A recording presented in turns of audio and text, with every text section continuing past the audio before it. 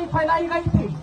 इसलिए हमारी चुनौतियां कुछ ज्यादा बड़ी हैं और इस यात्रा का उद्देश्य कोई चुनावी जीत हासिल करना नहीं।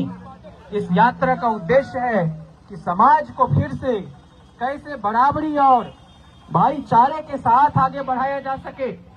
इसलिए हम लोग बहुत धैर्य के साथ इस यात्रा को आगे बढ़ाने के काम में इसी तरह से लगे।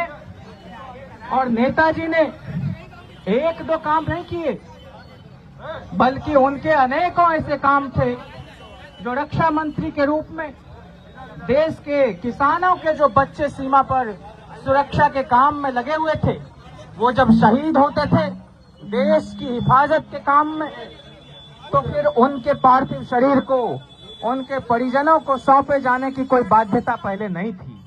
लेकिन नेताजी जिस परिवार से आते थे, जिस बैकग्राउंड से आते थे, उन्होंने कहा भारत सरकार का जो भी खर्चा हो हम उन शहीदों के पार्थिव शरीर को उनके गांव तक पहुंचाने का काम करेंगे।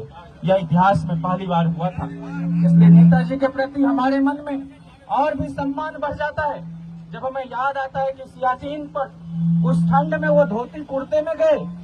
ये कोई जमीन से जुड़ा आदमी ही कर सकता है। नेताजी को याद करते हुए एक नहीं कई स्मृतियां हम सबके मन में होंगी, लेकिन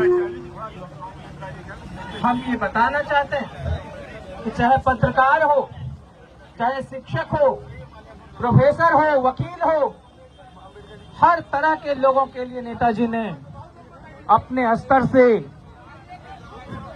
संबंधवाद के आधार पर जो नई ऊंचाई तक राजनीति को ले जाने का काम वो कर सकते थे, वो उन्होंने किया। और इसीलिए